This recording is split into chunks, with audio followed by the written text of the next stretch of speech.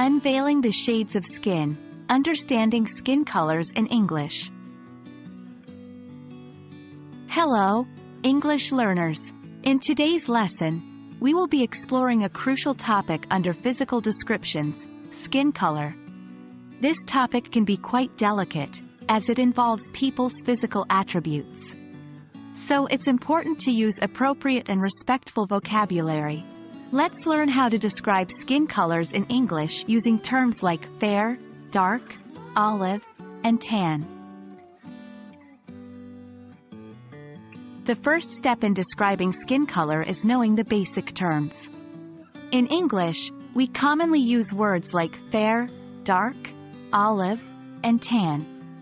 Fair skin generally refers to a lighter skin tone. It can range from very light to a light complexion with a slight touch of pink or peach. Dark skin covers a wide range of deeper skin tones. It typically refers to shades from medium brown to very dark brown. Olive skin refers to a slightly darker complexion with a natural green or yellow undertone, akin to the color of olives. Tan skin usually describes a medium skin tone that has been darkened due to sun exposure. It's often associated with a healthy, sun-kissed look. Remember, these are only general descriptions, and skin color can vary greatly among individuals. Now, let's see how we can use these descriptions in sentences. 1. She has fair skin with a hint of freckles. 2. His dark skin has a rich, warm tone. 3. Her olive skin gives her a slightly exotic look. 4. After a summer at the beach, he has a nice tan. When using these descriptions, always ensure that your intention is to describe, not to judge or stereotype. There are many other terms you might come across when reading or listening to English. For example, pale, very light skin, can often imply that the person doesn't get much sun.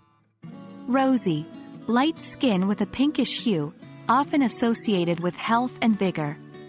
Ebony, very dark, black skin, named after the deep black color of ebony wood. Ruddy, reddish or pinkish skin, often associated with outdoor activity. There you have it, an introduction to describing skin colors in English. It's always important to remember that while these descriptions can help when portraying characters in stories or explaining someone's appearance to a friend, every person is unique, and skin color is just one aspect of their identity. Keep practicing, and you'll get more comfortable with these descriptions over time. Happy learning, and see you in our next lesson.